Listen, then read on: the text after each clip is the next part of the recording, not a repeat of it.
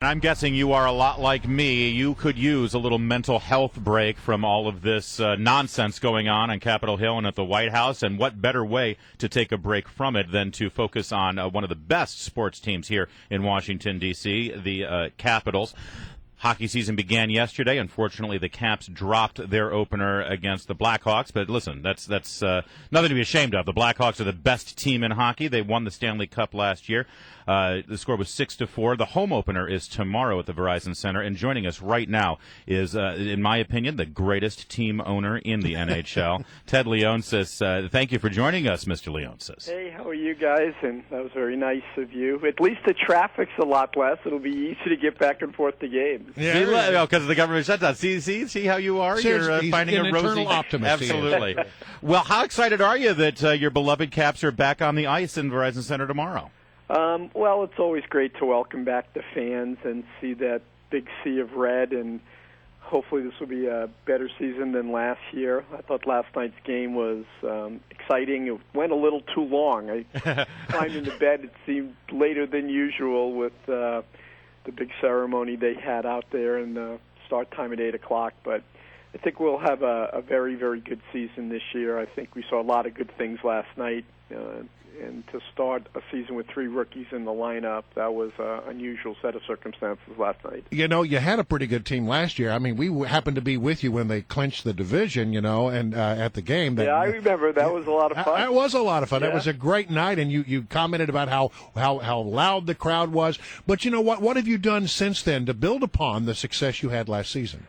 Well, as I just noted, we have 3 young players who surprised everyone and made the team and made the opening night lineup. And, our big free agent signing had a hat trick last night and 4 points. I think it's the best first game of a new player, since the franchise started. And so, we think we've improved, but it's a long, long season, and you got to stay healthy. And I'm hopeful in this realigned NHL where we're now playing in a new division that the competition will be good for us. Playing really tough teams every night will toughen us up, and hopefully we'll qualify for the playoffs, and once we make the playoffs, we can go deeper. Then anything can happen, yeah. Ted Leonsis is our guest. Of course, he's the owner of the Capitals. And, Ted, you won something before the season even started. This was huge. You won the right to the Winter Classic on New Year's Day 2015 to be right here in Washington, D.C. Have you decided what venue you'd like? Could it be at the baseball stadium or maybe at FedEx or RFK? What do you think? Well, the league was very, very supportive of us, mostly as a reward for the great fan base that we built, and said, let's have a Winter Classic New Year's Day in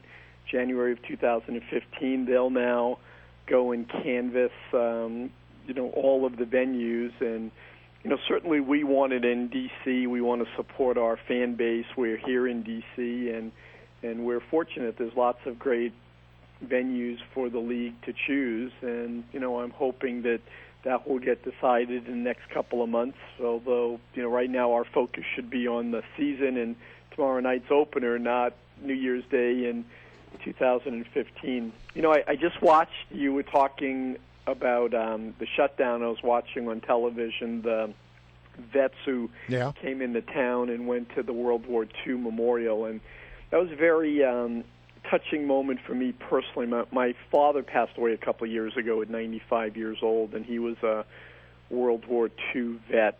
And I'm an only child. I was very, very close with my mom and dad, and my dad was in town. He was in a wheelchair, and it was a year after that the World War II Memorial opened, and I took him there, and we, walked around, wheeled him around, and we were talking, and it honestly was the second time I had seen my father cry.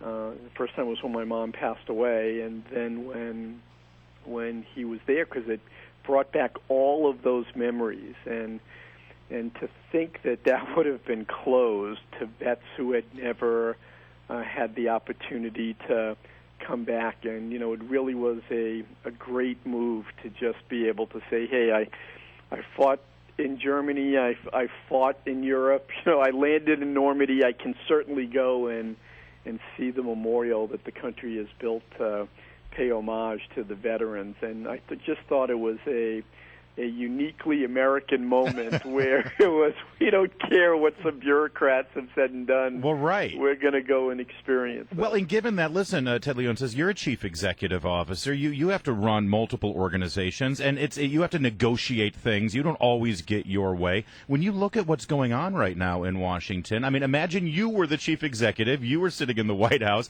and you had to resolve this issue. What would you do differently than what's being done now?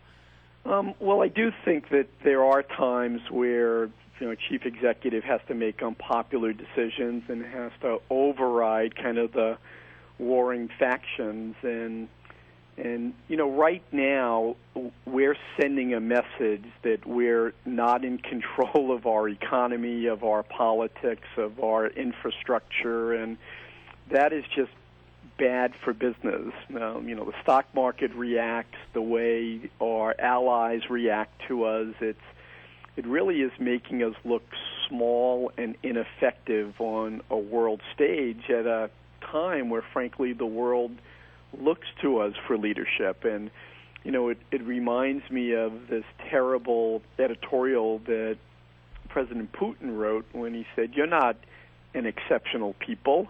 And we're proving it. Well, and so I do think that public service and that this shouldn't be a career for senators and congressmen and the like. This is a higher calling. And well, to that end, let me ask you this question: the President of the United States today seems to be there are a couple things he could do.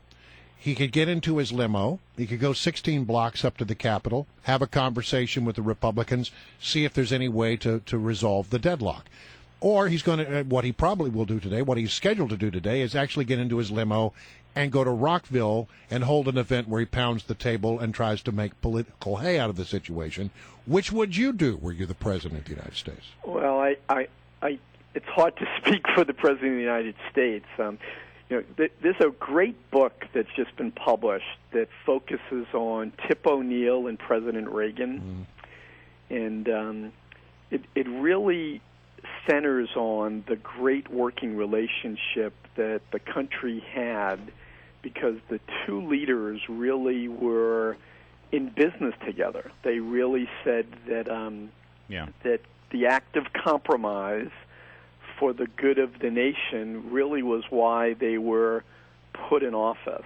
And I think Chris Matthews wrote the book, and it has some really, really poignant moments about how both the President and the Speaker of the House at the time understood that they were there servicing a populace, not parties. Mm-hmm. Well, I was on Capitol Hill during some of that, and one of the things that I noticed was that it is possible in moments of compromise for both sides to walk away with about a 70% win. Well, 70% win would probably win a division championship. There you go. I think you'd be okay. And I would take it. You would. All right. Ted Leon says. All right, guys. Well, thank you. Listen. And thanks. I hope to see you at some games this year. Oh, yeah, we'll be there. Guest again. Oh, that was very nice of you. Thank you. Right. Absolutely. And then, listen, we love having you when the Wizards are about to open the season. Love to have you back and talk about the Wizards. Thank you. I was at camp yesterday. It was fun. I'm looking forward to a really good NBA season Great. as well. It's good to be a team owner, isn't it? Yeah. All right, Ted Leon. Thanks, Mr. Leon.